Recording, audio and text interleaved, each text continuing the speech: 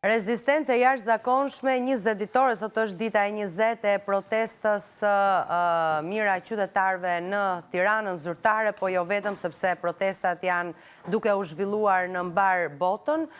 Diaspora sigurisht një pjesë e mirë është nisur drejt Tiranës, sepse nesër mbahet edhe protesta mbar kombëtare, ku pjesëmarrja pritet të jetë edhe më e madhe se kaq. Historia ka syt nga ne është një prej pankartave që lexohet tek mbahet në duar nga protestuesit. Çfarë i bën ata të rezistojnë pavarësisht mos reagimit siç ata e presin nga kjo qeveri, nga ky kryeministër? Do analizojmë atë që ndodhi mbrëm, do analizojmë apo do marrim informacion rreth protestës së 19 që ndodh sot. Protestuesit rimblidhen në orën 19 për të vazhduar fjalimet, marshimet në për Tiranë sot. Me mua në studio është Gent Progni, programues protestues. Fjalimet e tij kanë spikatur gjatë gjithë këtyre ditëve, ka qenë pjesë e rrjeteve sociale me fjalimet e tij. Mirë se vjen Genti, kënaqësi të jemi së bashku. Është me mua në studio Edvin Kulluri, analist protestues gjithashtu, apo jo, ju keni vazhduar të shkoni për ditë në protestë gjithashtu. Mirë se vini, zoti Kulluri. Të lidhur drejt për së drejti, jemi ndërkohë me Flor Haçkajn, Diaspora për Shqipërinë e Lirë. Përshëndetje Flori, kënaqësi të jemi së bashku edhe sot. Mirë se u gjetëm.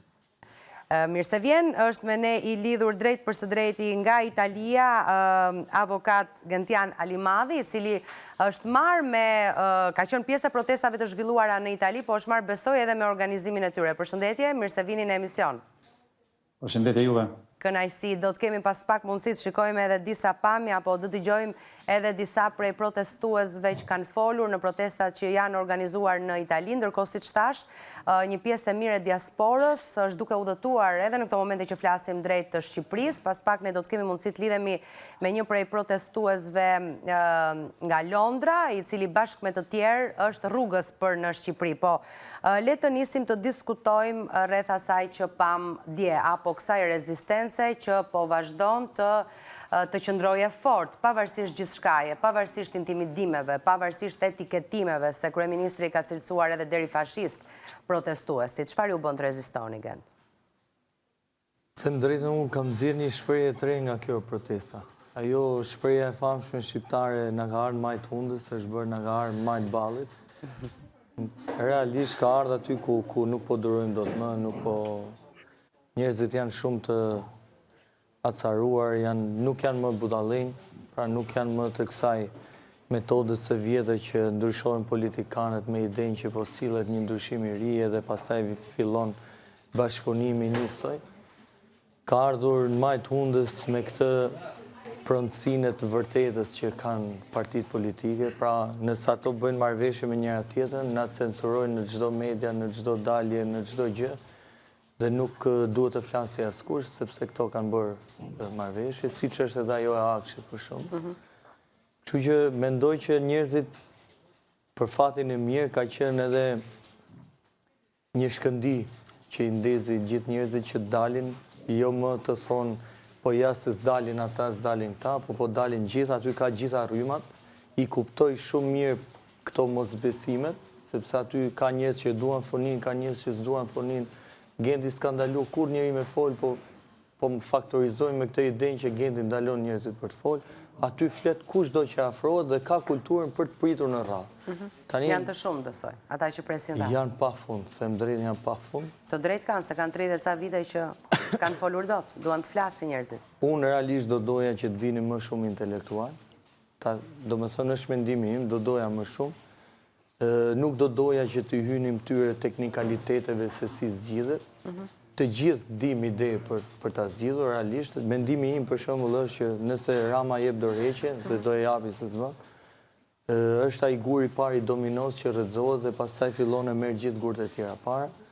Unë mendoj që dorëheqja e Ramës sjell një egzaltim edhe një dëshirë më të madhe për të dalë në protestë, do rriten numrat edhe më shumë dhe pastaj do kërkojmë nga parlamenti të shfuqizoj ligjet që duke nisur nga ligji i zgjedhjeve të 2008-s që ka kapluar gjithë sistemin edhe e vendosin këta se si duhet votojmë, ku duhet votojmë, pse duhet votojmë dhe për këtë duhet votojmë. Kodi pra. Po, kodi zgjedhor i 2008-s. Pastaj është ndarja administrative, janë shumë gjëra që më besoni. Ka njerëz pa fund që i din teknikalitetet, por për momentin kryesori është dorëheqje. E kuptoj. Flor, po diasporës i ka ardhur në maj të ballit? Po, unë kam fatin që bashkëdrejtoj diasporën për Shqipërinë e Lirë dhe vetë emri e thot diasporë për Shqipërinë e Lirë. Dhe qëllimi ka qenë pikërisht kjo, kur na thonin kush na ka traktuar ne, pse e keni quajtur të tillë, ne jemi të pushtuar, ne pikërisht këtë thonim. Njerëzit kanë frikë të shprehen, njerëzit kanë frikë, shantazhohen, bullizohen, intimidohen nga shteti, nga pushteti, qoftë duke i kërcënuar me vend e punës, qoftë me diçka tjetër. Dhe pikërisht ky është çlirimi për gjithë Shqipërinë. Pra faktikisht me këto protesta masive që sot janë në ditën e 20 po futen, që kanë shpërthyer vetëm Shqipëri, po dhe në botë, është varë frika. Dhe ne kemi shumë krenar, që jo më të mundës, po ka kalu disa njerëz sipër ku nuk mban më, dhe për këtë flet vetë numri i shpopullimit të Shqipërisë, i njerëzve të thjeshtë që nuk din më çfarë të bëjnë dhe vetëm marrin valixhet dhe ikin. Kështu që fal Zotit, erdhi kjo ditë. Fal Zotit qelloi një idiot, më fal për shprehjen, që goditi me grusht në fyt dhe la pandenja dhe i asaj policie private, një njeri nuk ka që të roqi zbat. Atë po them, dhe policia nuk reagoi dhe kjo ishte mbushja e kupës në gjykimin tim, sepse e pan gjithë para kamerave, e pan gjithë se policia nuk bën gjë, pra është e intimiduar nga ata, dhe kjo ishte shpërtimi i revoltës dhe pastaj mirënjohje pafund të gjithë atyre fillestarëve që organizuan qoftë në Zvërnet, qoftë në Shesh. Kjo është një fitore e madhe, sikur vetëm me kaq të ngelet, po nuk do ngelet me kaq, është një fitore e madhe që pas 35 vitesh shqiptarët e vranë frikën. E vranë frikën, po kjo frikë që duket se po vritet dhe askush nuk po intimidohet, e shikoni të përshfaqet dhe në diasporë, se unë kujtoj për shembull një prej protestuesave të Gjermanisë, se kisha të lidhur online vetëm para pak ditësh, tha që ne kishim një rrezik të madh atje teksa protestonim, sepse na rrezikoheshim edhe të dëboheshim nga Gjermania, por prap qëndruam. Ishte momenti kur Rama u prit në Berlin me protesta, ju e dini, besoj. Pra, ndjehet kjo tek shqiptarët kudo në botë? Po patjetër që ndjehet kjo, sepse ky shtet këtë ka të keq dhe atë diasporë që ka të pastër do t'i fusi kthjetrat e veta, tenton shpesh ta fusi. Jo më kota i rasti i samit diasporës para disa muajsh ku një zonjë u revoltua dhe të nesër doli me taulan ballën në studio. Pra, ca show të ndyra që nuk i han më njëri, vajza në Berlin është heroin si ajo si gjithë tjerët, por nuk të dëbon njëri nëse mos ken frikë, sepse nuk të dëbon njëri nëse proteston me rregulla, siç kam bërë çdo gjë, unë ata i njoh, bashkëorganizatorët, kam qenë kontakt vazhdueshëm dhe nuk ka rreziqe të tilla, pra këtu i bëj thirrje mos kem frikë, por është koha mos kemi frikë. Po patëm frikë dhe ne jashtë, çfarë mesazhi jap natyrë brenda? Po shqiptarët jashtë, Flor, këtë e bëjnë për solidarizim me shqiptarët në vend që po rezistojnë dhe po protestojnë pa u ndalur, apo e bëjnë për veten, për t'u kthyer një ditë apo jo në Shqipërinë e lirë, në Shqipërinë siç ata e kishin ndërruar, por ajo nuk ishte e tillë dhe prandaj ata u larguan. Po pikërisht kjo është e bukur. Shqipëria na përket gjithëve, kështu që ne a do kthehemi apo s'do kthehemi, ne luftojmë dhe për ata që janë në Shqipëri. Nëse ne kemi një ditë mrekulli, por gjithë kemi lënë një pjesë pas, kemi familjen aty, kemi miq, kemi të afërm, dhe kur shohim vendin që keq trajtohet apo keq përdoret si plaç e atij pushtetarit të radhës, kjo është një mit që duhet thyer dhe kjo besoj se është thyer sot.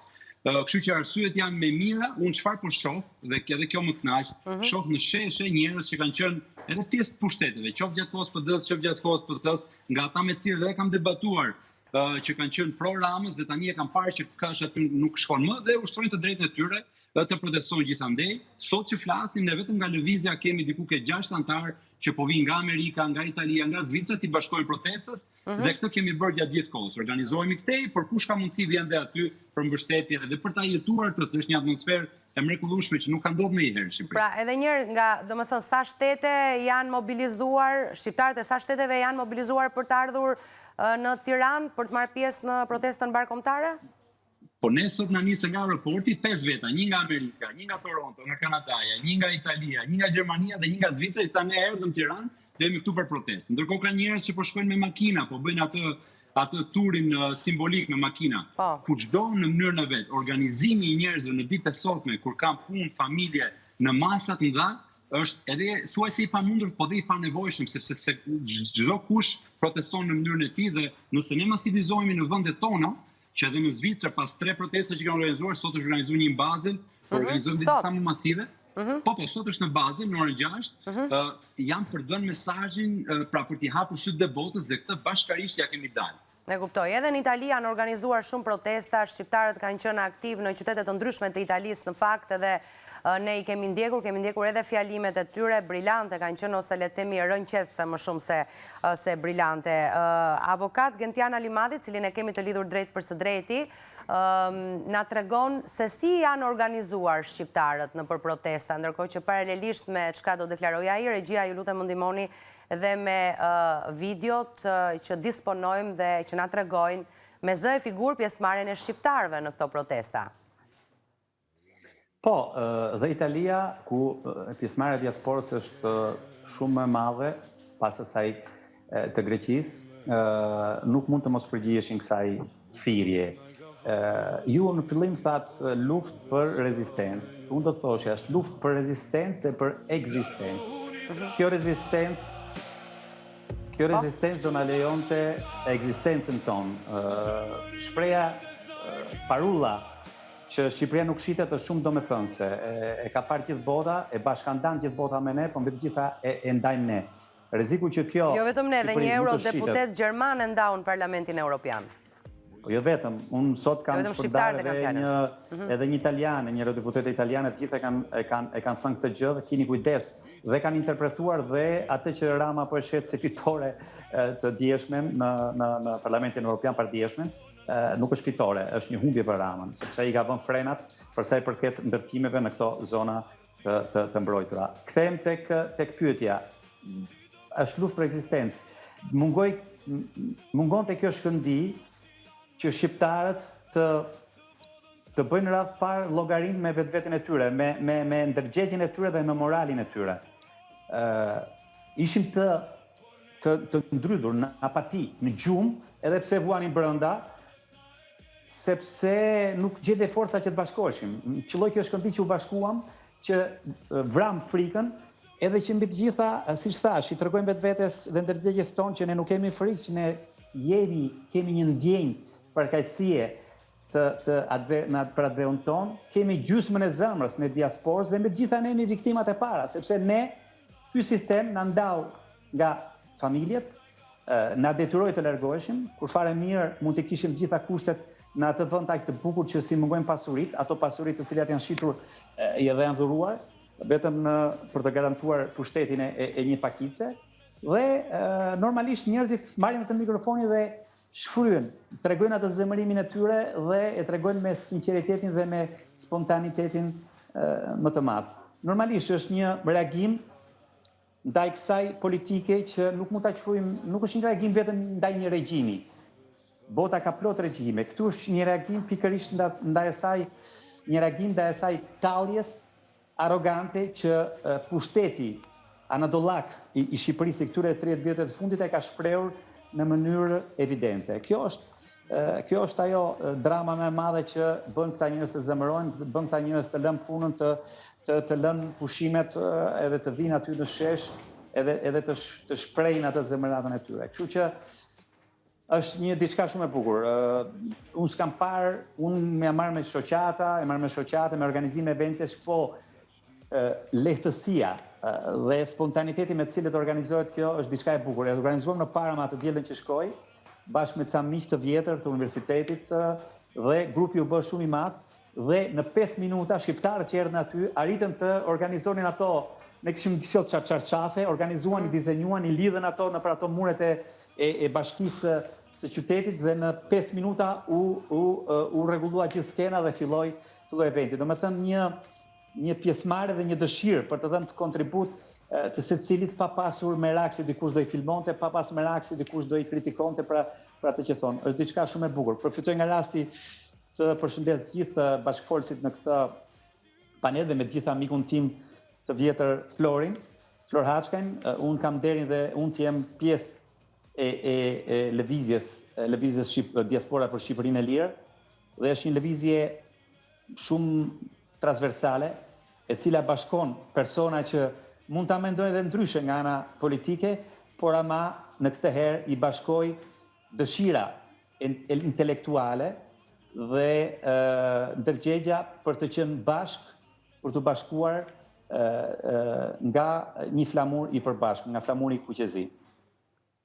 Flori të dëgjon. E dëgjova dhe më bëri zemrën mal. Doja ta përshëndes edhe unë fillim, po nuk doja të merja minuta nga tjerë. Përshëndesken. Zoti Kulluri,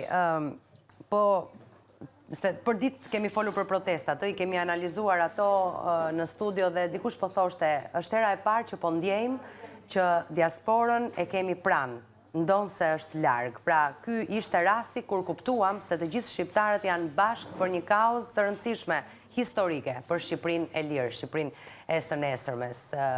Ç'mendim keni për këtë? Besoj që pati një tentativë të dështuar fatkesisht për shkak të sistemit që po flitet për ta përfshirë diasporën në vendimarrje, u keq përdor, edhe ndryshimet që u bën kodi zgjedhor, dhe i dhanë mundësi sidomos partisë pushtet që të... Jo, keq përdor ndjes, se jam marrë shumë me... Por? Kërkoj shumë ndjes për... është falsifikuar aplikacioni, është... Me posta për shpërnami. është bërë baterdi me posta. Baterdi. Janë plotësuar në zyra dhe jo në shtëpitë e njerëzve dhe... Dërgim masiv zarfash. Zarfat janë dërguar dhe regjistruar njerëz që nuk e kanë votuar realisht. Dhe kjo është kundër përgjigja e diasporës, ë? Në një farë Një ndër kundër përgjigje të Një zgjedhjeve të vjeç. Jena e thot Flori. Gjitha kjo në fakt. Ola, Po, ndjes. Edvin, Genti, më falni se unë fatkesisht jam deri në orën 3 dhe unë do të largohem për i takim pune, por me që përmendet të temë që unë kam shumë për zemër dhe jam marrë personalisht për të lushtuar për të. Një kërkesë që unë kam pasur dhe e kam ngritur shpesh, për gjithë njerëzit që thonë di këtë fakt, di atë fakt, i kam lutur të vinte unë e bëj unë denoncimin, unë si Flor, e vej unë fytyrën time me rrezik, vetëm hajde ti bëjmë këto gjëra që të ndalojmë që këto të ndodhin më tej. Por deri më sot, Gentin sot e dëgjova dhe vinë për e parë, njerëz të tjerë nëpër media i kam shkruar privatisht, ja po e kam shokun Filanin sta postimin edhe me fakte. Jo, Gent vetëm një sekond. Jo, po hajde ta çojmë bashkë. E kam çuar edhe në spak. E kam çuar edhe në spak. Fantastike pas ka shpëtuar, falenderoj. Të pjesa tjetër thonë nëpër media dhe kur vjen puna që thua hajde çojmë diçka bashkë nuk bëhet. Por ka diçka që do këtu i bëj thirrje kryesisht Partisë Demokratike. Në Greqi KQZ-ja nuk i ka paguar DHL-n, ka paguar nga 9.2 milion që ishte, diku ke 7.2 milion, sepse i thot ke nënkontraktuar kontratën. Pra kur ti kontratën ja quhen të pavlefshme, atëherë pse njeh rezultatin? Nuk shkon me asnjë logjik dhe këtu minimumi partia më e madhe opozitare në vend, ende sot, si në një rast krimi kur del një provë, shpreha Rama Hamburg, Berisha Hamburg. Një arsye. Jo, shpreha shumë e bukur Gent, unë jam dakord. Se na ka humbë besimin. Ore, tani mos flasim dhe për projektin që solli o erdi me gjiktuar që ishte sigurisht që shpëti i fëmijë klasës. Është bërë 2 vjet debat për. Kjo është temë tjetër, por patjetër ndërlidhet me forcën reaguese të gjithëve, dhe unë prandaj thash, ndoshta kjo gjithçka ka ndodhur me diasporën, mund të jetë pse jo një kundërpërgjigje që diaspora po jep. Pikërisht, pra kjo është shumë mirë theti Ola, kjo është ajo që tregon realisht diasporën e vërtetë. Dhe po të shikoni, edhe diaspora e Greqisë, ne kemi pas shumë ankesa, kemi thënë ku është diaspora e Greqisë, që mbushte ato salla, aty hidh një valle kur vinte Rama, ku janë sot? Pikërisht kjo tregon kapjen e tyre, por dhe një herë është e drejta e qytetarëve të votojnë këtë duan. Për sa kohë ka palishmëri, aty pastaj nuk ka më drejtësi, aty duhet ta marrim dorë vetë. Po, zoti Kulluri, se ju ndërprem. Unë do ta përmbledh me pak fjalë, sepse në fakt u thelbi çështjes nuk është vetëm pjesëmarrja e diasporës, janë sheshet plot. Pavarësisht punës jashtëzakonshme që u bën. Pisa ishte mrekullueshëm mitingu. Milano, po Pisa ka qenë, nuk e di, mua më krijoi një ide në një gjë të jashtëzakonshme, që Toskana ka një numër të lartë patjetër si rajon emigrantësh dhe Pisa vetë nuk është një qytet aq i madh, diku te 56.000 banor. Po ishte jashtëzakonshme, sepse ka mbledhur banor nga gjithë zonat përreth. Por ajo që është e rëndësishme që të kthehemi çështjes në fakt, jo vetëm diasporës, se diaspora është një nga elementët që plotson këtë, unë do thosha këtë festë të madhe të demokracisë. Festë e madhe e demokracisë. Absolutisht po. Unë nuk jam nga ata që dua të mohoj 35 vite politikë, sepse nuk jam nihilist nga natyra, por natyrisht një gjë është e sigurt. Kjo kupol, kjo elitë politike e këtij tranzicioni e ka mbyllur ciklin, jo sot, prej disa vitesh. Dhe nëse hapim atë debat që po bëhet e revolucion apo reforma, apo unë kam edhe tezën e restaurim, fakt do ishte një mix i të trejave, restaurimi i demokracisë kushtetuese, republikës kushtetuese dhe revolucion nga pikpamja e përmbysjes një elite që e ka sjellë vendin në këtë pikë, që pavarësisht se janë pushtet apo në opozit, kanë përfaqësuar të njëjtat fenomene fatkeqësisht, kanë trastuar liritë e drejtat e njeriut në këtë vend, kanë shkallmuar kushtetutën 98-s, që ishte kushtetutë shumë e mirë, që e marrëveshje 2008-s, kanë shkallmuar çdo princip të qeverisë demokratike, të drejtën e pronës, të drejtën e votës, të drejtën e shprehjes, lirinë e shprehjes. E kemi thënë me mira herë rastin e televizionit. Ku po flasim, kanë shkatruar pushtetin lokal, qeverisë, nëse sot do kishte një komunë në Zvërnec, nuk do kishim ardhur këtu. Nuk pyet një më komunitetet, as për investime, as për një gjë. I pat ngjarjet e tragjasit vjetë, po marrim Vlorën. Keni parë çfarë ndodh në Rjoll. Nuk ka as bashki as komunë që të jetë niveli i parë i përfaqësimit të qytetarëve. Në Kakome do ketë gjithashtu një protestë. Ku janë të dy palët, ka qy me Fatosnanon që Kakomeja. Banorët dorëzojnë gardhin. Edhe njerë, ka qy me Fatosnanon që Kakomeja tenton të grabitet. Fatkeqësisht edhe qeveria kam qenë në pjesë dhe vinin ankoheshin kryeministri dhe nuk i dëgjon të njëri. Kakomeja u bë 22 vjet për të histori, ku pronarët legjitim janë shpronsuar me lloj-lloj makinacionesh, deri te legalizimet e falsifikuara, shtetëzime. Një pyetje kam unë. Kush është kryeministri që thotë unë jap këtë, unë jap atë? Në Shqipëri nuk ka mbaruar ende procesi as në gjysmën e vet i kthimit dhe të komisionit pronave. Të lutem ta mbaroj, s'u preva njëri. Pra, janë 33.000 dosje, e kam thënë me mira herë në për studio, të pashqyrtuara nga Agjencia e Trajtimit të Pronave, në procese gjyqësore. Kush janë këta që japin e shpërndajnë prona sikur ta ketë lënë gjyshi? E drama nuk është pronar i Shqipërisë. Nuk ja ka lënë kush trashëgimi, dhe nuk mund të përdorësh ti. Dhe është turpi më i madh në këtë histori. Turpi më i madh në këtë histori është të përdorësh dhënien e presidentit amerikan. Ndjes të ndërpres vetëm për pak sekonda, sepse i duhet të largohet Flori, kështu që të bëjnë ndërhyrjen e fundit, sepse siç tha vet, ka një takim pune të rëndësishëm dhe i duhet largohet nga emisioni. Po, Flori.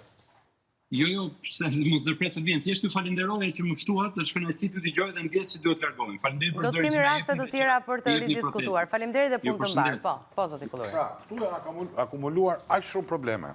E dyta, është i pari brez, shko dje, rastësisht qëllova tek dera parlamentit. Pra, po shkojnë protest, por nuk e di që do kalon nga parlamenti, nuk prisja dikë afër që në Stoptani, dhe pash pasionin me të cilin dhe mblefin që po i drejtoheshin deputetit Bido.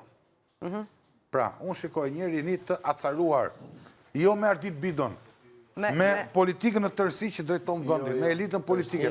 Është një nga problemet kryesore Ardit Bido, sepse ka qenë drejtori i një institucioni që ka fshirë dokumenta, pronësie. Nuk e di, po e ka bërë shumë gabim. E flasun, mos e vrit me mbaj unë përgjithësi gjithmonë. Po flisja për gjendjen e njerëzve. Jo, po të them se e kanë edhe personale. Pse bën ashtu ai si 300 spartanë. Nuk e kuptoj dot një deputet që shkon për plasat me njerëzit. Sepse është një nga problemet kryesore, dhe ta shpjegoj pse, se jam marrë me këtë gjë për shumë vite, ka fshirë dokumenta të vjetra të arkivit shtetëror për pronësinë e tokave, janë modifikuar nga akshi në kadastër, në sistemin e kadastrës, që të lëvizin emrat, të bërë një lëmsh, edhe pasaj t'ja marrin... Po t'i e di që janë grisë e fletë e gjithë e kadastrë? Po për këte po thëmë. Grisë me dorë. Po janë grisë fletë, janë djegur hartat vjetra. Dhe jo sot. Po ka vite, bet ka 30 vite që ndodhë. Prandaj na ka në majtë ballit. Gjeni, kisha tjetër kunde. Kisha tek ai pasion që kishe njerëzit për debatuar. Ai pasion tregon gjendjen e vërtetë shoqërisë. Nuk është as fake, nuk është as me urë partia ajo protest. Janë njerëz që pavarësisht nga dallimet që mund të kenë bindje politike të vetat, çai bashkon. I bashkon rënja sistemit dhe dëshira për të ringritur sistemin në këmbë.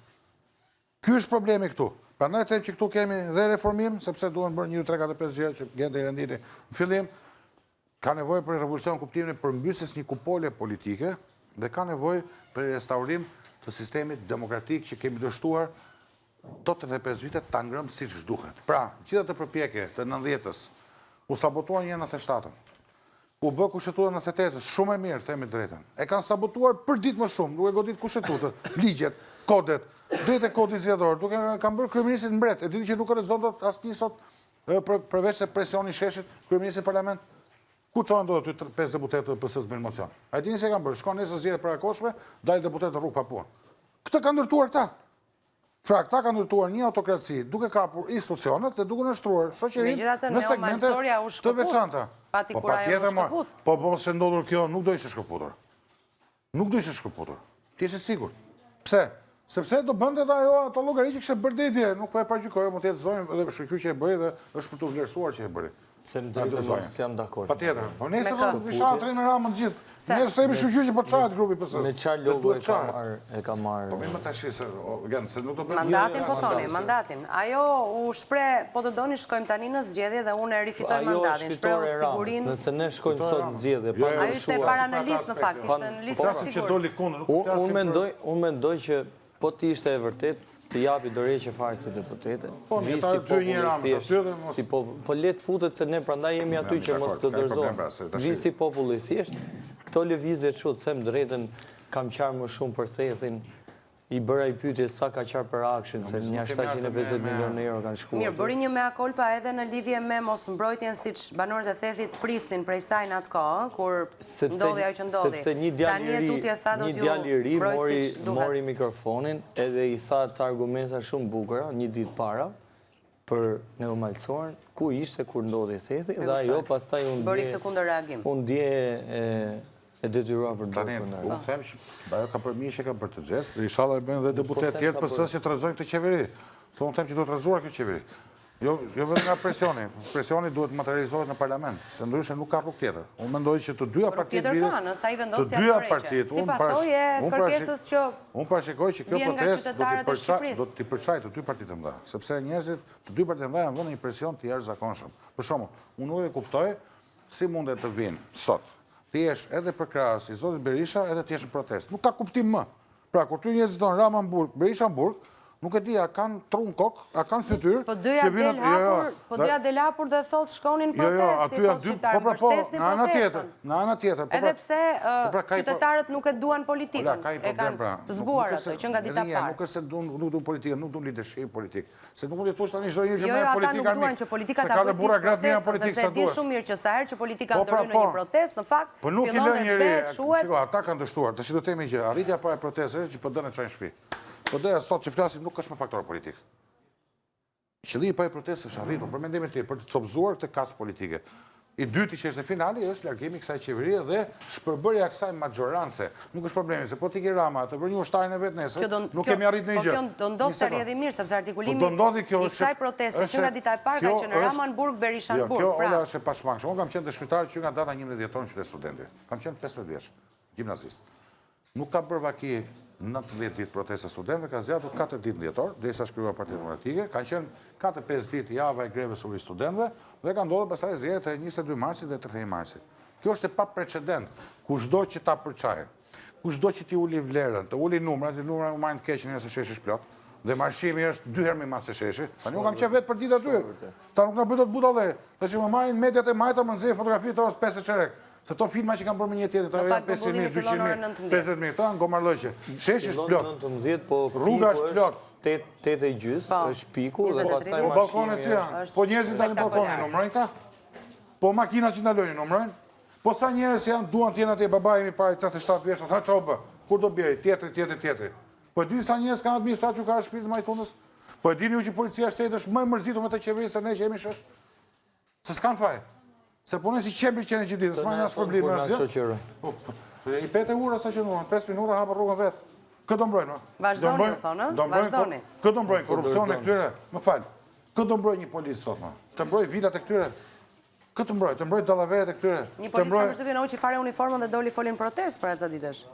Po, një për shembull dje me makinë e policisë i binte Boris. Them drejtën ishte. Ka drejtë më. Edhe pak po bëjnë do të shënë uniformën. Si ka pasur tentativa për ta përçarë këtë protestë?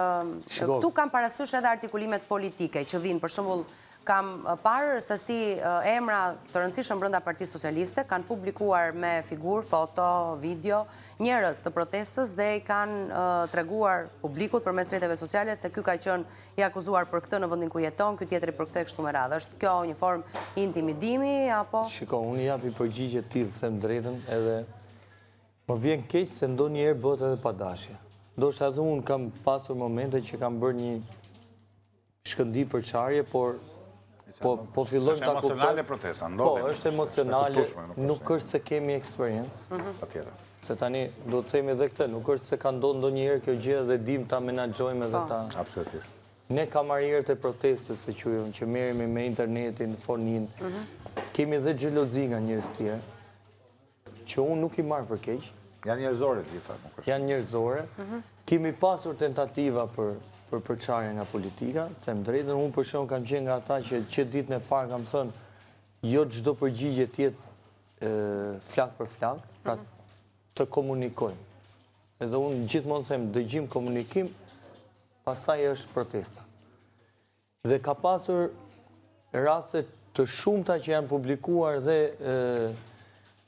informacionet fake, pra jo të vërteta, si unë për shembull je në hetim nga Spaku, largohu nga protesta. Po t'i shohësh janë gjithë profile falso. Njeriu Balloku, më ka shkruar mesazhe për Gentin. Po i thash ky ka dalë Ramanburg, Berisha Burg, si mund të jetë njëri tonë Sali Berishës. Ja e kanë në studio. Ja i kanë bërë mua Gentin. Jo, Ka shkruar mesazhe për ty. Njerëz mirë shumë brenda protestës. Ai është i futur, po ti ishe i futur Sali Berishës. Se kampanjat e PD-s ka dolën sot. Unë zora nga që merrën e paguan Ballukun, zora një pankart, Ramanburg, Ballukun Burg. Çfarë thosh aty? Më shkruanin, po Berishën harrove, apo të pagun Zeni. Shkruaj prap. Thashë i sotit. Çfarë shkruash para? Zjera prap një pankart, jeni non grata nga shqiptarët. Po pse thanë për juve që jeni në hetim nga Spak? Është një narrativ për të dëmtuar sa më shumë njerëzit që po mundohen me shpirtat. Unë realisht jam aty edhe t'jap jetën, vetëm të ikin se e vetmja zgjidhje që na japin është largohu nga Shqipëria. Unë du të rris fëmijët e mi këtu, nuk dua të largohem nga Shqipëria, e them me shpirt të gjë. Vi nga një karhin që nuk e kanë pushtuar dot asnjë pushtues në Shqipëri. Jo, ke një alternativë tjetër, bësh bashkëpunëtor me këta, po besoj s'ke pranuar. S'kam pranuar dhe nuk do pranoj ndonjëherë. Më mirë ike nga Shqipëria, domethënë. Mos thuaj që ka vetëm një alternativë. Jo, bësh pjesë e sistemit.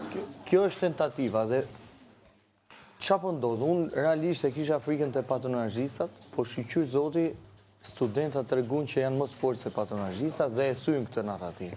Tani na kanë dalë disa grupime që po mundohen me shpirt ta kapin protestën dhe po mundohen të ulin çdo njeri që është i vërtetë. Të bëhen ata protagonistët. Po. Unë nuk shoh ndonjë gjë të keqe. Unë biles në fillim kam pas një diskutim me gjitha partitë e vogla, që i thoja hajdeni si qytetar, postojni fjalimet si qytetar, pa logo partisë, që mos të japim asnjë mesazh sikur një parti e vogël ka një... Se nuk është protestë partie, asë të voglave. Dhe për fatin e mirë kemi gjetë këtë dakordsi. Gjuhët përbashkët, po. Sepse ju thoja në çdo lloj skenari, partitë e vogla janë ato që fitojnë nga kjo protestë. Se nuk mund të dalin nga hiçi një parti shpejt e të marrë pushtetin e tjerë. Pra, protesta duhet të sjellë një dorëheqje, po duhet të sjellë edhe një shtrije horizontale edhe të mandateve. Pra, mos ketë njeri këtë fuqinë ekstreme.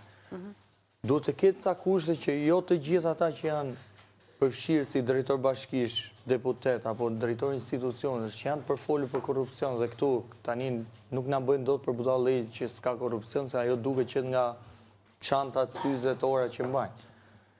Të largohen nga ky sistem. Pra të ketë një barazi horizontale që protesta mund të nxjerrë dhe deputet pavarur, mund të nxjerrë dhe partitë tjera.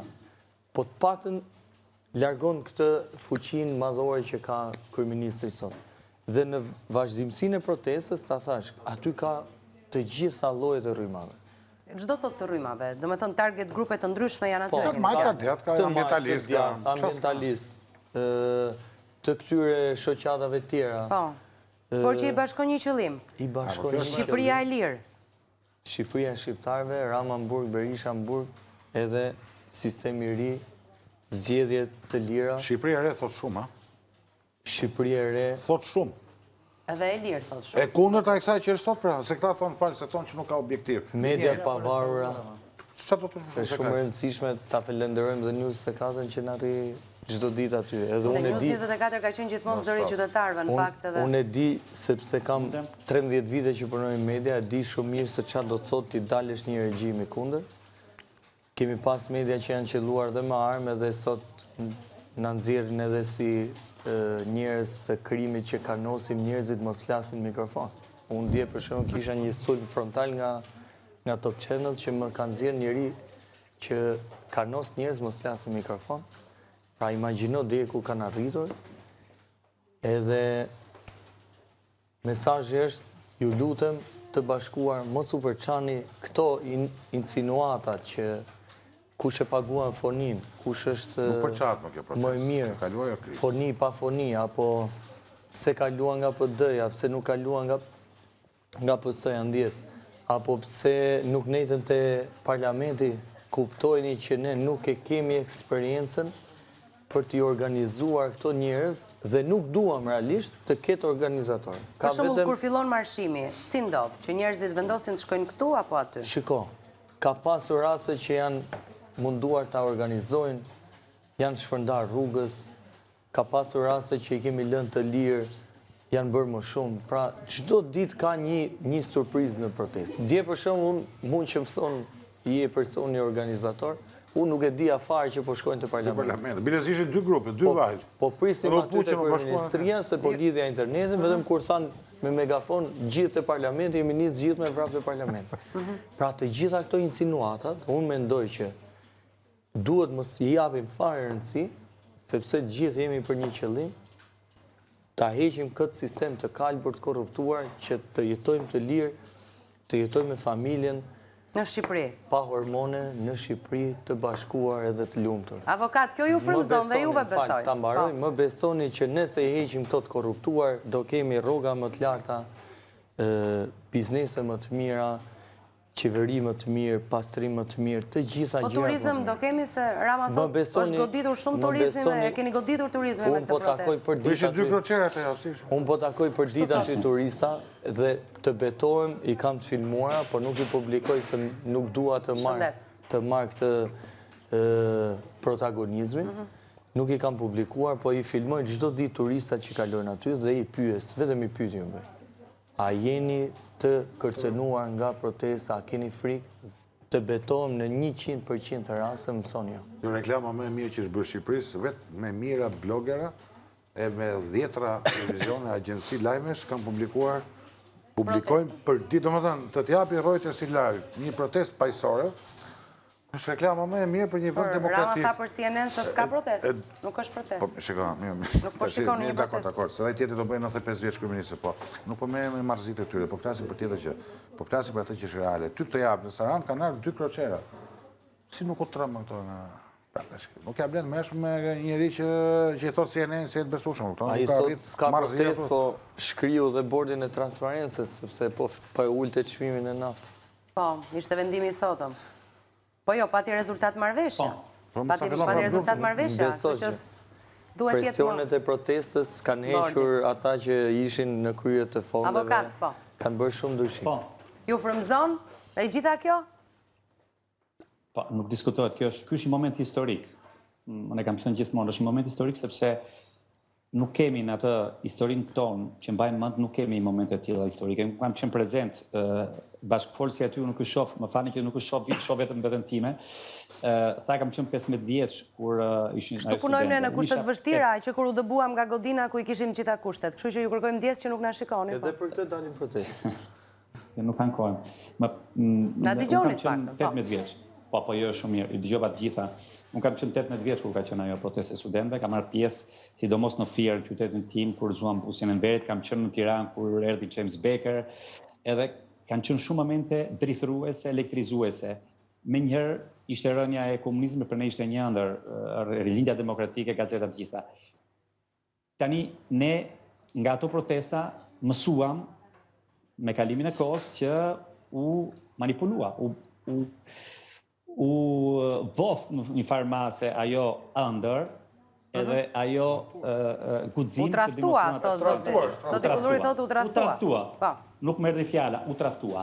Po tani unë marr shkas pikërisht nga ajo sa u tha pak më parë në studio dhe u përdor fjala restaurim. Nga zoti Kulluri, po. Të kapemi të kjo fjalë, sepse e kundërta e restaurimit, ose më saktë, alternativa e restaurimit është demolizimi. Apo jo. Pra, kur kemi parasysh një ndërtesë, do vendosim, o të restaurojmë, duke mbajtur të njëjtat themele, o do ta demolizojmë. Po, thjesht tjetër gjë fare, s'më kuptoj. Po flisja për kushtetuta 98. Po jo, mala ta mbaroj. Jo, po mos e ke interpreto, domethënë cito korrekt. Po s'po e ke interpretoj. Po vjen keq. Ja, ta përfundoj se ndoshta e ka. Ta marr fjalë ta si logjike. Okej, po s'po kupton linjën time. Po unë po e pasuroj akoma më shumë atë që thatë. Do me thënë, një ndërtes, po i pati themelit e kalbura, do ta... Unë jam dakord me restaurimin për veten time, edhe pse i përkas nga historia ime familjare, shtresës së persekutuar, prap nuk jam për demolizime, nuk jam për ndryshime dramatike, drastike.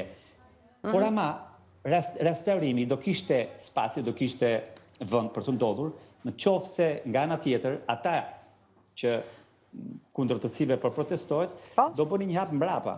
Do bëni një hap mbrapa. Hajde restaurojmë. Unë po bëj një hap mbrapa për të mirën e vendit, sepse ormai u doli ashiqare që kanë vjedhur, nuk janë treguar atë detar, dua ta shes vendin se kam kuptuar, të më falni se kuptova, po unë po e idor.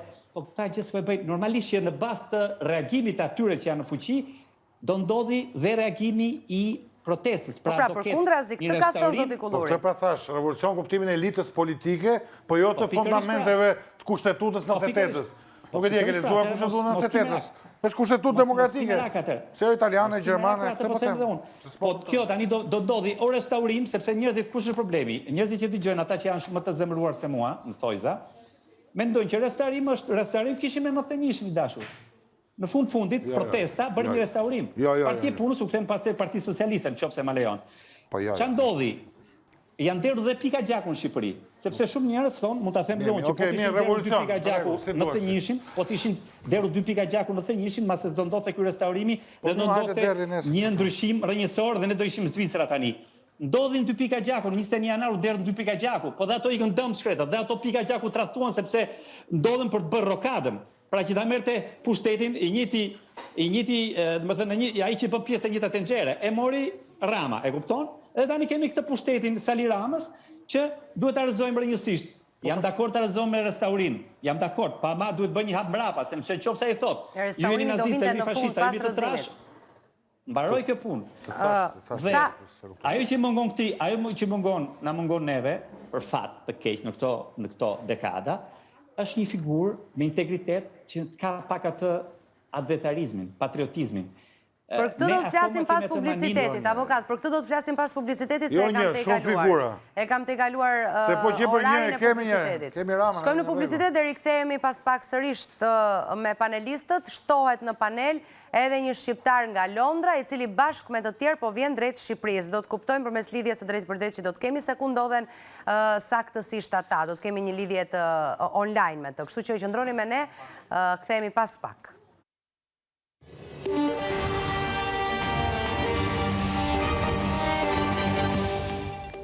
Rikthehemi sërish së bashku në transmetim të drejt për drejt, siç edhe e paralajmërova, do të kemi tani një lidhje të drejt për drejt me Bledar Metin, i cili bashkë me shumë shqiptar të tjerë po vin nga Londra drejt Shqipërisë për të marrë pjesë në protestat që organizohen në Tiranë, përpos protestave që vetë kanë organizuar në Londër. Përshëndetje, kënaqësi të jemi së bashku. Jeni në udhëtim si për e shikoj. Ku jeni?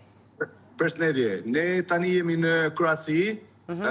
Pra sapo kalojmë Splitin, duke drejtuar Dubrovnikut, Malit Zi dhe për t'ju afruar dheut. Kur jeni nisur? Ne jemi nisur të ejten në mëgjes. Kemi lënë Londrën dikun nga ora 9 të mëgjesit. Jemi drejtu Eurotunelit, ku kemi marrë trenin. Kemi qenë rreth 25 makina që kemi lënë nga Londra. Dhe në Kalajs kemi taku shqiptar të tjerë nga Franca.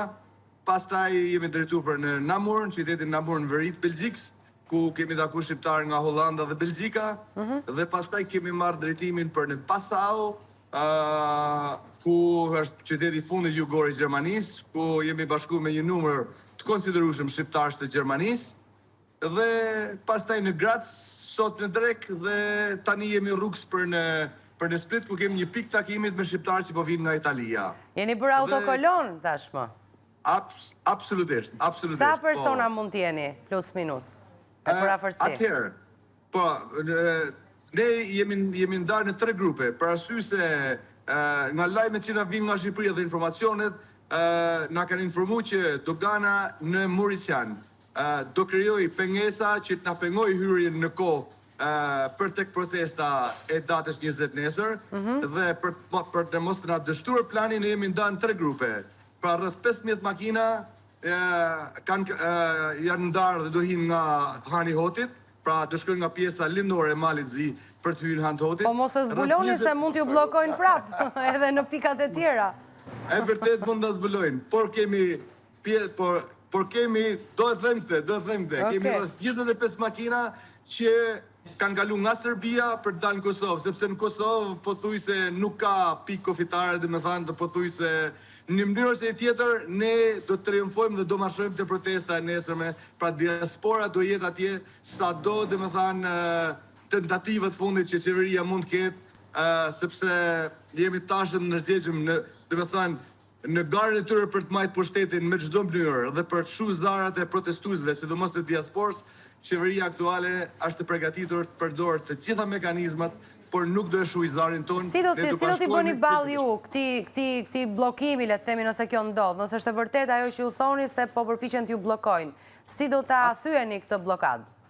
Atëherë, ne kemi në kontakte, dhe me thanë, me protestuesit, një grup prej 200 antarësh të protestës, do marshojnë drejt Shkodrës, dhe ku do që nëse do përballemi me problemin në Maurician apo në anë të hotit, ato do vinë nga ana tjetër, dhe me thanë që ne do bëjmë presion nga ana e Malit Zi, dhe miqtë tonë të protestës do bëjmë presion nga ana tjetër për të shmangur çdo parregullsi. Sepse informacioni që na vjen është që mase pikat kufitare do fikën internetin dhe do përdorin si alibi që nuk kemi internet dhe na vjen keq, po duhet pritni për orë të tëra. Kështu që në një mënyrë ose në një tjetër ne do i rezistojmë, domethënë, mekanizmat e tyre, do i bëjmë presion që të kthehemi në adresë. Në fundit ne po kthehemi në shtëpitë tona.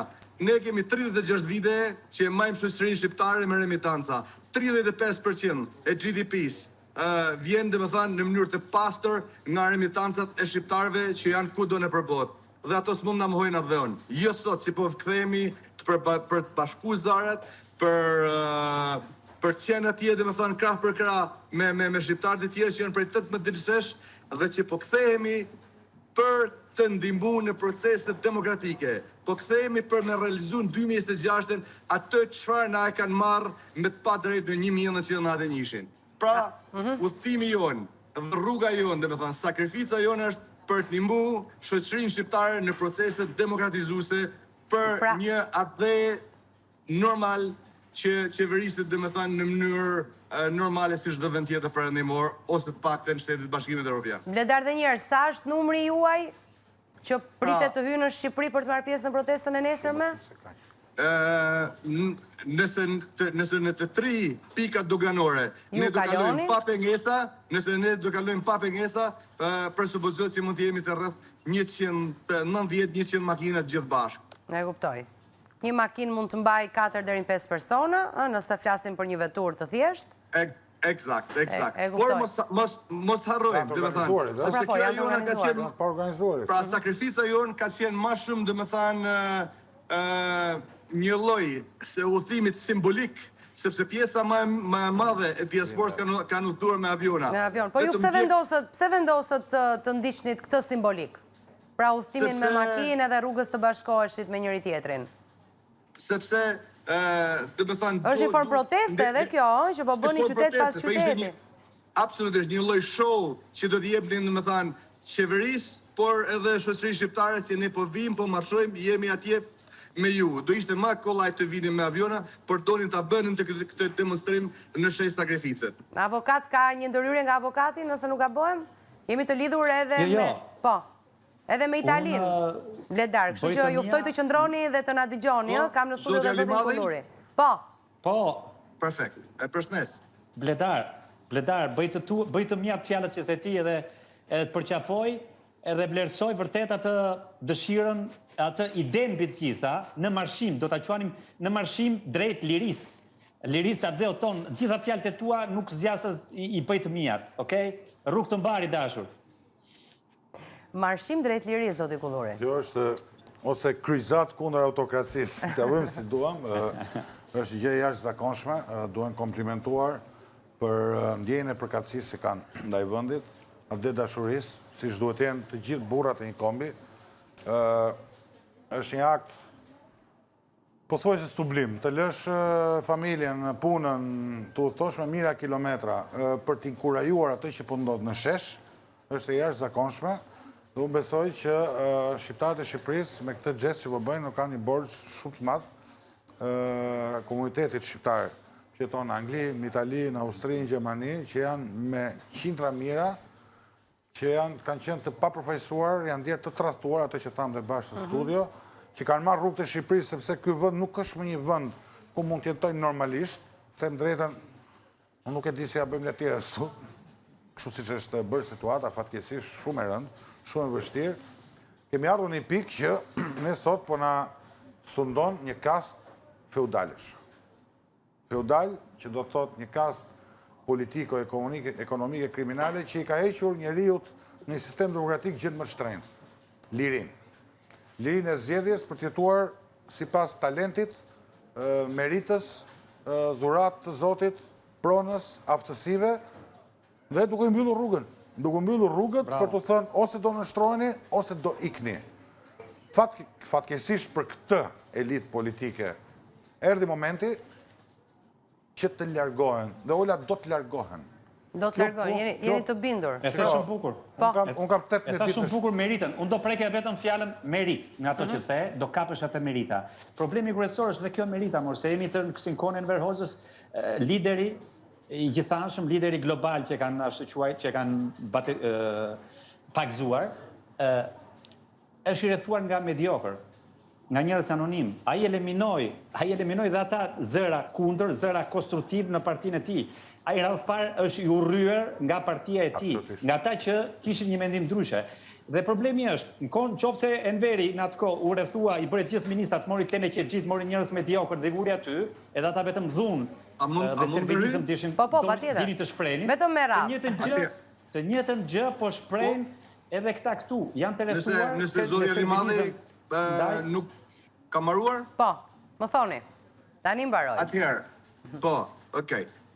Pra, do të thënë për të vazhduar atë çfarë zotja Limadhi tha, paria politike, pra unë shkoj për tej, do të thënë, ta quaj pari politike këtë elitë, e ka marrë atë dhën peng. Pra këto që na kanë udhëhequr për 36 vite, kanë krijuar një deficit të paparë në relacion me llogaridhënien ndaj shoqërisë dhe një deficit në relacion me demokracinë. Ne kemi shumë, pra shqiptar tani pjesa pothuajse gjysa e kombit jeton jashtë dhe e ka pasur si jetohet, do të thënë, në vende serioze, në vende, do të thënë, ku proceset demokratike janë atje dhe janë shërbim të shoqërive. Shqiptarët kudo, në Britani, në Gjermani, në Itali, pra edhe pse kanë emigruar në këto 20-30 vite, kanë arritur ta kapin garen, kanë arritur, domethënë, të hecin në normalitet mbase edhe më shpejt dhe më mirë dhe më lart se sa vetë popullsinë që kanë gjetur në ato vende, sepse ju është dhënë mundësia, sepse ka patur garë dhe ka patur meritokraci. Ndërsa mënyra se si klasa politike, paria politike, këtyre 36 vite, këto që na kanë qeverisur, domethënë duke hyrë në hak llogaridhënies dhe proceseve demokratike, na kanë bërë jetën pa mujtur, na kanë bërë meritokracinë dhe garen pa mujtur, dhe detyrohen shqiptarët të shkojnë dhe të garojnë në shoqëritë perëndimore, të kapin garen, dalin të parë dhe të hecin shumë lart e më lart se sa shoqëritë ku kanë gjetur. Në vendin ton, ku i themi bukës bukë dhe ujit ujë, as nuk na lehet me garu, as nuk kam meritokraci. Feudal thot me të drejtë zoti Kulluri. Më fal? Feudal thot zoti Kulluri me të drejtë. Absolutisht, absolutisht. E ndaj kjo është, domethënë, edhe arsyeja sepse ne po kthehemi. Domethënë nga Londra, nga tempulli i demokracisë, atje ku ka, domethënë, tradit demokracia, ne kemi bërë kërkesa shumë qarta me një Po, kemi një shkëputje interneti, ndoshta për shkak të... Po. Ne kemi kërkuar një tërheqjen e qeverisë pa kushte. 2. Zëvendësimin për 12 muaj me një qeveri teknike nga individ më të mirë që ka Shqipëria brenda dhe jashtë vendit. Qeveria teknike të mandatohet, garantohet dhe siguroj që brenda 12 muajve realizon proceset demokratike. 1. Të ndryshojmë kodin elektoral nga proporcional rajonal në proporcional kombëtar, ku vota çdo shqiptare të ketë vlerë. 2.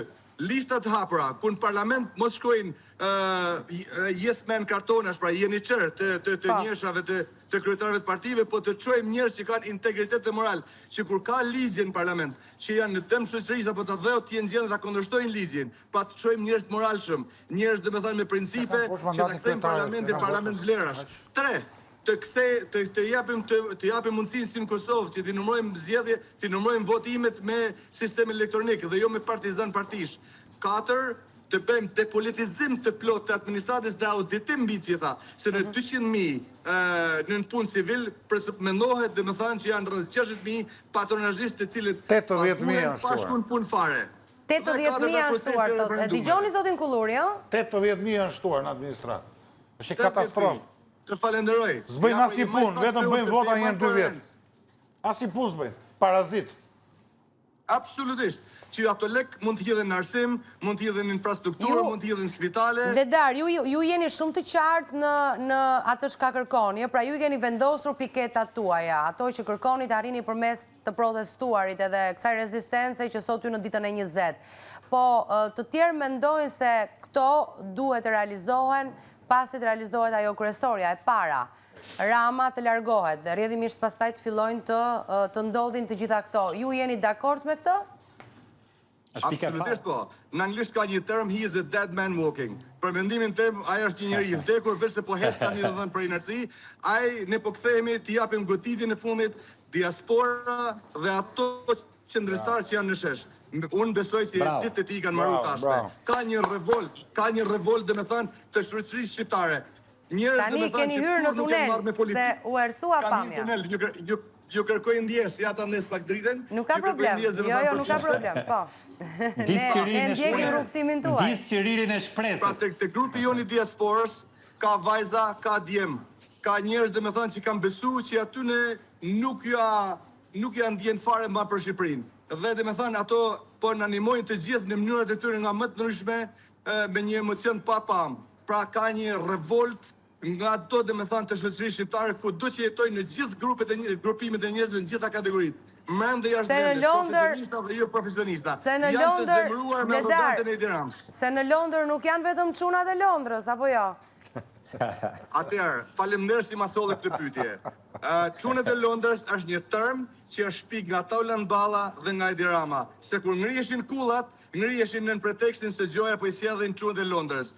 Unë jam shumë krenar për shqiptarët. Shqiptarët i zjenë në restorante, shqiptarët i zjenë në për kuzhina, shqiptarët i zjenë duke ndërtu Londër, në për underground dhe në për substations, i zjenë në për qati, i zjenë në për buildings, i zjenë gjithanej, i zjenë në për zyra. Unë për vete jam dëshmitare kësaj që thoni dhe këtë e kam parë përmes artit. Kam ndjekur artin dhe kam parë këta shqiptarë për cilët ju flisni, kudo në për botë. Është një përcjellje shumë e vogël, termi çunat e Londrës është term artificial që është sjell nga Edi Rama dhe Taulan Balla, që lekët e korrupsionit që ato i hedhin në kolla, për një kohë thonin po i hedhin çunat e Londrës. Në asnjë mënyrë. Po pra, është përdorur me konotacion negativ ndaj edhe Risolla në vëmendje. Mirë, jemi në minutat e fundit, zoti Kulluri. Ai shesh ka një energji të jashtëzakonshme. Ky karvan do ta shufishoj energjin. Shqiptarët që do vinë nesër nga rrethet si shtunën e kaluar, do ta shufishojnë akoma më shumë. Unë kam vetëm një mesazh, me që nuk dalim dot për ditë të flasim, për kryeministrin shqiptar, zotin Rama, me këtë që po ndodh në Tiranë, në Shqipëri dhe në gjithë qytetet europiane ku ka një komunitet shqiptar, vetëm një gjë nuk duhet bëj, ti qëndroj përballë popullit. Me popullin nuk bëhet luftë. Nuk bëhet rezistencë, si shka thënë para 3 ditësh për një media, dhe ka 2 shembuj nga të cilat duhet të kishte zënë mend, sepse njeriu që nuk mëson nga paraardhësit është i trash, më fal që po flas me të gjuhë dhe nuk kupton. Sali Berisha, ku nuk donte të ikte, e hoqën në 97-ën, dhe Rami Salin e hoqën dhe përfundoi edhe në burg në 100-shin. Në 92-shin. Kështu që nëse është i mençur, nëse i ka mbetur ende një fije koshjence qytetare, unë mendoj se vetmja zgjidhje është të tërhiqet pa i dhënë kosto vendit dhe kosto vetes së tij. Pa që Edi Rama do largohet dhe kjo kas politike do largohet, kjo punë është çështje e marrëfundola. Qa do intrigash të bëjnë këta, qa do tentative për çaj, kanë 18 ditë nuk e përçajnë dot. Thjesht është çështje kohe, thoni. Për çështje ditësh, jo kohe. Gentian, mesazhi i avokatit, pra Gentian Alimadhi nga Italia, dhe më pas mesazhi i Bledar Metit, i cili është në i cili është në rrugë e sipër dhe ne po e ndjekim, kënaqësi u ndjekim live teksa po mbërrini në Shqipëri. Genti, po. Kjo është ky karvan, kjo protest që po zgjat për 20 ditësh, është ajo thirrja, është ajo ulërima e atij populli që u harrua për 36 vjet, edhe që kuptoi që nuk mund të drejtohet ky vend nga çunat e bllokut, sepse na treguan që janë, siç thoshte një xhaxhaim, byth pambuk, nuk mund ta drejtojnë ata, nuk kanë patriotizmin, nuk kanë stofën për të drejtuar një vend. Edhe ai popull nuk e meriton të drejtohen nga këta njerëz që janë jo të aftë për ta bërë. Njerëz që kanë probleme me paranojë dhe që kanë delirin e madhështisë. Ai ka humbur nga realiteti. Edhe akoma se ka kuptuar dhe mbas 20 ditësh që duhet të japi dorëheqjen. Dhe kjo është një çështje që i takon tashmë psikiatrëve, psikologëve, jo arsyetimit. Shpresoj që gjithë ata mediokër që e rrethojnë, po dhe ata njerëz të zgjuar dhe intelektual që e rrethojnë për interesa ndryshme, të heqin dorë nga ai dhe ta lënë vetëm. Bledar, mesazhi juaj. Po, e fundit për ta mbyll, e vlerësoj që tha zoti Kulluri, ai kur erdhi nga Franca, na erdhi si një njeri modern, si një njeri liberal dhe na është kthyer në një njeri komplet autokrat dhe autoritar. Ndaj zoti Rama. Pra, ndaj zotit Rama. Po? Dëgjohesh? Pra, për zotin Rama domethënë kam një mesazh domethënë. Respektoj protestat paqësore dhe largoj. Përndryshe do t'i detyrosh që të përshkallëzohen dhe të kthehen në protesta që mund të kenë pasoja për te dhe për vendin dhe për jetën përgjithësi. E kuptoj. Ndaj respektoj. Për vendin s'do ketë pasoja, rri qet. largoj. Për vendin s'ka pasoja, si lëvizje e tillë, vetëm mirë i bën vendit. Absolutisht. Bledar, faleminderit dhe rrugë të mbar deri në Shqipëri. Uroj mos keni probleme në kufi dhe të mund të kaloni qetë për të marrë pjesë pastaj në protestën e ditës së nesërme. Rrugë të mbar dhe njerë. Faleminderit shumë për pjesëmarrjen. Një përshëndes. Ju dhe zoti Kulluri. Genti, faleminderit për pjesëmarrjen, kontributin e dhënë gjatë gjithë këtyre ditëve dhe suksese në vazhdim, sepse e di që do organizoni të tjera protesta. Patjetër. Ju falenderoj për ftesën. Faleminderit. Faleminderit zoti Kulluri për prezencën, do duhet falenderoja edhe Prognin, i cili u largua për të marrë pjesë në një takim me kamarierët e protestës. Siç ai i quan, ishte një e detyrueshme pjesëmarrja e tij, kështu që e falenderojmë edhe atë për pjesëmarrjen. Faleminderit dhe ju që na ndoqët. Bashkë shihemi sërish të hënën në të njëjtën orë. Kalofshi bukur.